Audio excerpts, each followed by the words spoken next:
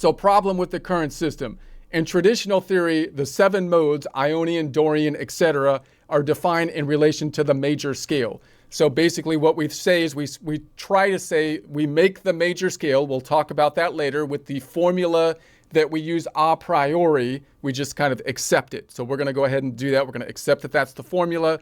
But what happened in reality is they basically used the 7 keys in the major scale before they actually applied the formula, right? That's why you ended up with these sharps and flats that basically ended up happening. So what ends up happening is we kind of end up thinking that the major scale, and not only the major scale, but the C major scale is somehow super special. Like that's the thing, that's the god of scales that has thus everything else, the word of the C major scale was spoken and everything else was created. It's like, no, that's a false idol. That's not right. They were all created equal. Okay.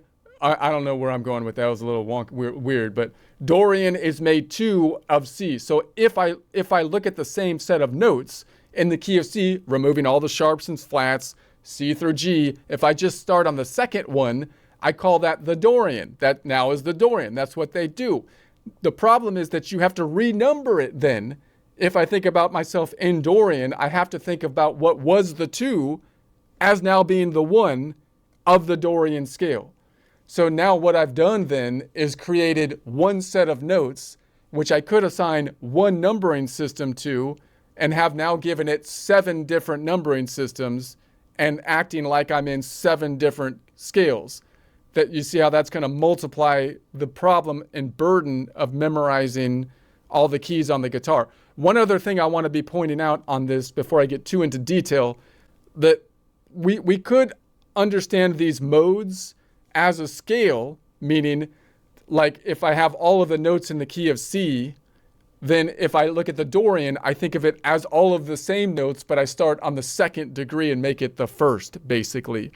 But I also want to think of them as points, as node points in a system. So if I have a system, any kind of system that's a series of points, then all of the nodes, I want to name them as a nodal point. So that's going to be the first or the first nodal point of each system. So I just want to take the C major scale and see it as a circle, like knights on the round table. None of them are better than the other ones, not even the C.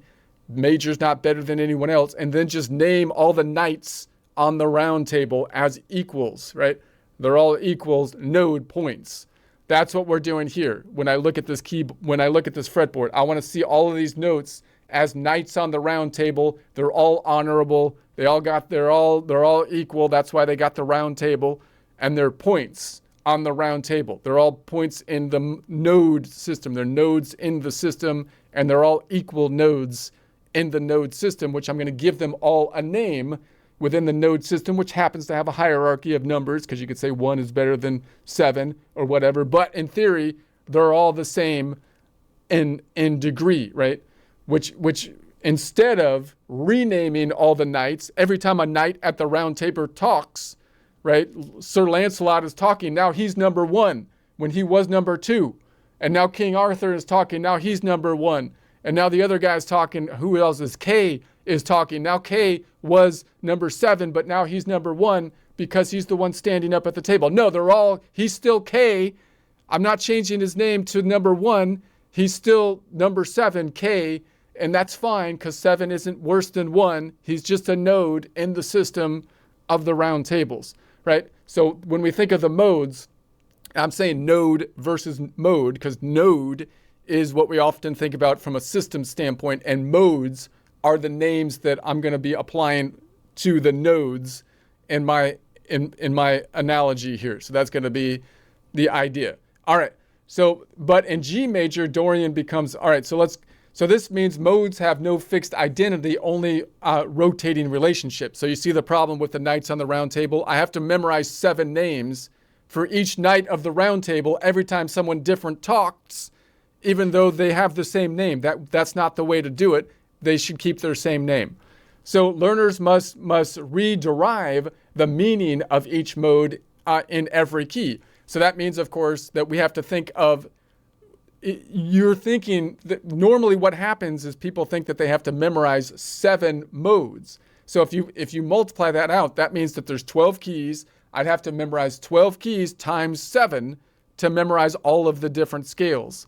So that's what we want to avoid doing. No, there's one master shape that then moves up to 12, can be copied and pasted to 12 different starting points or 12 different locations on the guitar. One shape, okay? Do you see how much better that would be? Okay.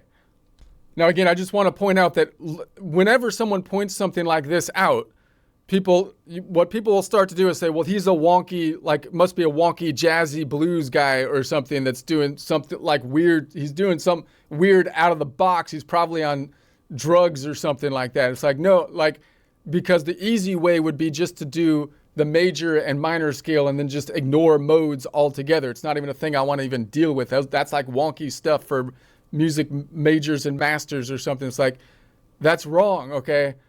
I'm telling you, this is the easy way. This is the easy way to do it, right? This is us taking the bureaucratic system that's purposely got the paperwork in it that was made hard and difficult. It has the barrier to entry, and this is us removing the bureaucracy.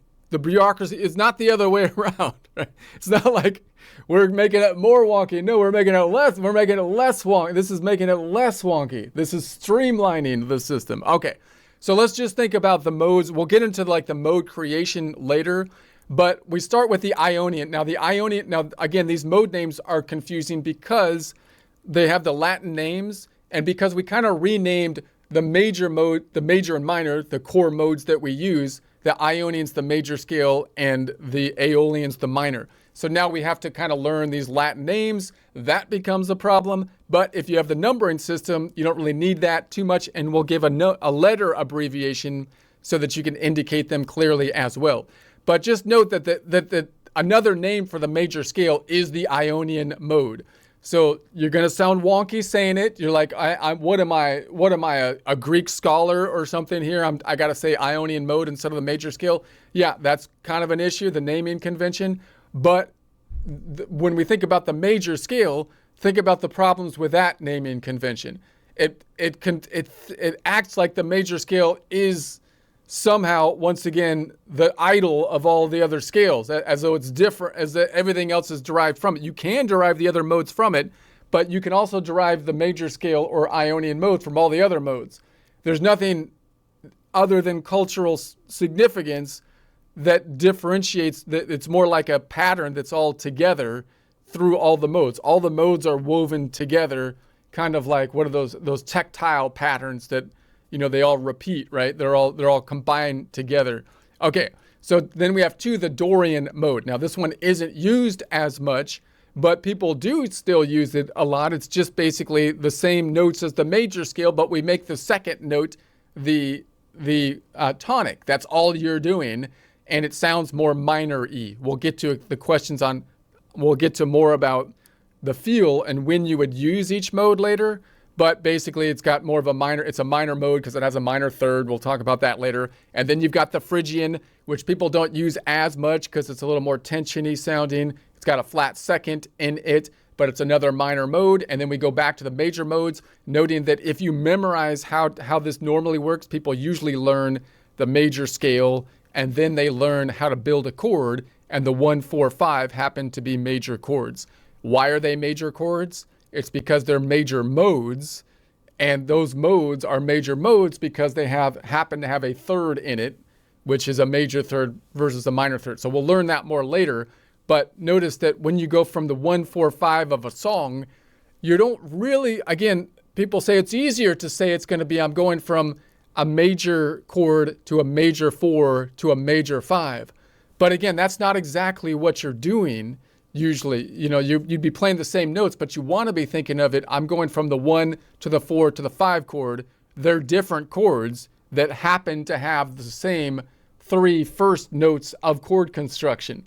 So you're really going from the 1 to the 4 to the 5 in an absolute mode standpoint, or Ionian to Lydian to Mixolydian. Why is that important? Because if you're on the fretboard and you're going to the 1, 4, 5, you don't want to think that you're going to a different position and building a whole new scale every time you go to a different chord in the same song, when the whole song is in the same master shape, the same diatonic shape.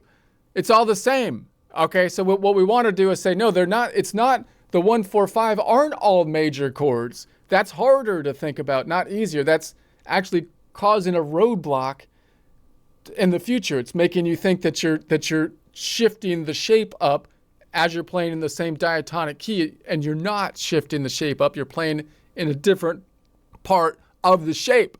And then you've got 6, which is the Aeolian. That's the main minor. So normally we think of playing in either major scale, which is the Ionian mode, or the Aeolian, which is the minor scale. But really they're related, obviously. And I would think of it as absolute mode 1 and absolute mode 6. And then we have the Locrian, which is the weird one because it has a flat fifth. It's the only one that has a flat fifth in it. So we'll talk more about that later. Now, I'm proposing, of course, to number the modes as just 1 through 7. Just 1 through 7. Now, you could argue, if you're a computer programmer, you might say, no, I should be 0 through 7. I'm not going to say 0 through 7 because I don't see like a problem from going from 1 to 7 as I've mapped everything out, number 1. And number 2, I want my numbering system to match out to the major scale relative scale degrees, because that's what everybody knows already. So in other words, most people are going to learn the relative scale degrees of 1 through 7 for a major scale, and they're going to remember that the 1, 4, 5 is all of the major chords are created from. So that will easily map on to this numbering system where I can then memorize that the 1, 4, 5 modes are the major modes. So, and then if I don't change the numbering system, that's all you have to learn. So if I'm playing something in Dorian, I'm just going to look for my shape, and I'm going to look for the 2 node, the absolute node number 2, and play the shape from the 2 node. Now, again, why doesn't anybody do this? That's so obvious. Obviously, that's the easiest thing to do. Why? Because the naming conventions of our intervals and our chords are based on scale degrees. So people are learning with shapes, which is correct. That's actually modal-based learning. But then when they're forced to name what they're doing and communicate, the only naming convention available forces us out of shape-based, modal-based thinking to relative scale degree thinking. That's the problem. That's what we need to bridge. That's what I'm talking about.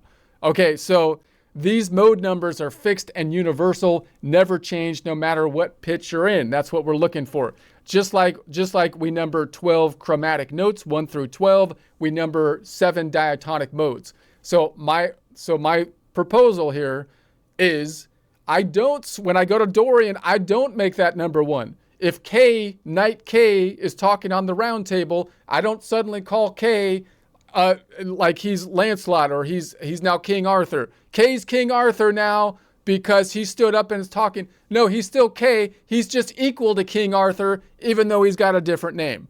That's what we want to do here. That I want the naming, the numbers not to change, because that changes what I have to memorize on the fretboard. But what about the naming conventions of chords and scales? We'll get there.